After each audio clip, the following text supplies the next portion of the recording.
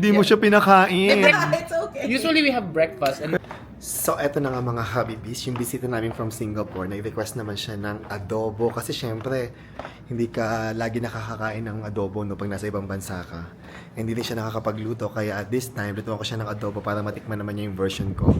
And ang gusto niya, pork adobo. So, sinabihan ko na si Ate Rose na i-ready ang mga ingredients. Ate Rose, kumusta na yung ating baboy? Matigas pa rin, ano? Ang tigas pa ng aming, ano, pero na-ready mo na yung mga bawang sibuyas ko, ano? Opo. Sige, itoto na lang natin yan. Hintayin natin lumambot. Thank you. So, ready na ang ating mga baboy. At magsimula tayong mag-gisa ng bawang.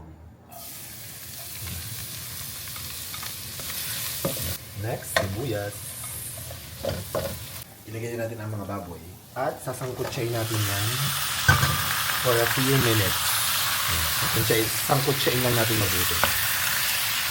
Ate Rose, na-miss mo ba ang aking pork adobo? Opo, sir. Ang tagal niyo rin po hindi nakapag-adobo. Ang tagal na ano? Itong pork yan. Pinapalambot pa namin. At eto na, nagmamantika na yung ating baboy. Yan, nasangkotsa na natin ng mabuti yan. Lagyan na natin ng dahon ng laurel. At saka pamintang durog.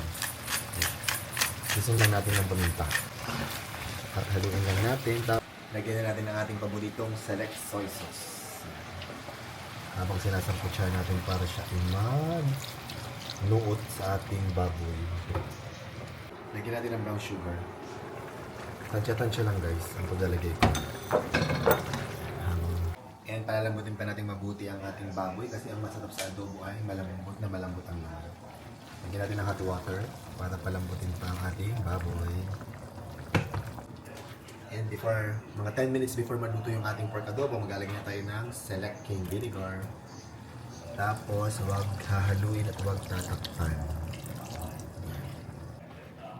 Hindi, anong tinitingnan mo dyan? Yung adobo niyo po, sir. Bakit? Nagugutom na po ako. Namiss mo na ang adobo? Namiss ko yung adobo ng pork, sir. Ang tagal ko namang hindi nagluto ng pork adobo, di ba? Ayan, nakatingin lang si Lindy na naabutan ko dito sa kitchen. Ang bango po. Nagugutom na daw siya. Malapit na yan. At eto na luto na ang ating pork adobo. Ayan. Si Happy David gusto niya may sabaw. Ayan. Pero yung sabaw niya malapot. Ayan. Pwede na ito Lindy, kakain na tayo. Ang bango po. Kakain na rin yung bisita natin. Kumuha na lang kayo dito. Ha? Opo, sir. Eto na ating pork adobo.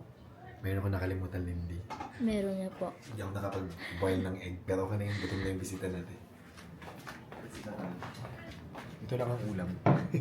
Lagyan na ng rice and kakain na ang mga bisita.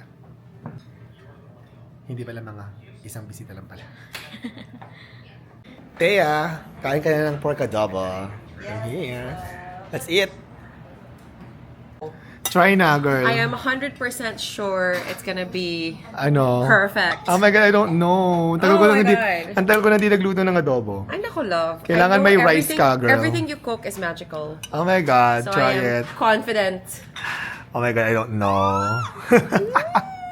It Try smells it so lang. good. It smells so good. I wish you guys could smell it. Oh my God, ayan ang ating Grabe. adobo. Grabe. With sabaw at medyo nagmamantika ng burger. Oh, exactly. Yung di ba? Di ba mantika Yung or fat what? is just melting. Yeah, try it with the rice. It's I'm gonna take a big bite. medyo mainit pa. Yes. I-blow natin ang konti. Oh my God.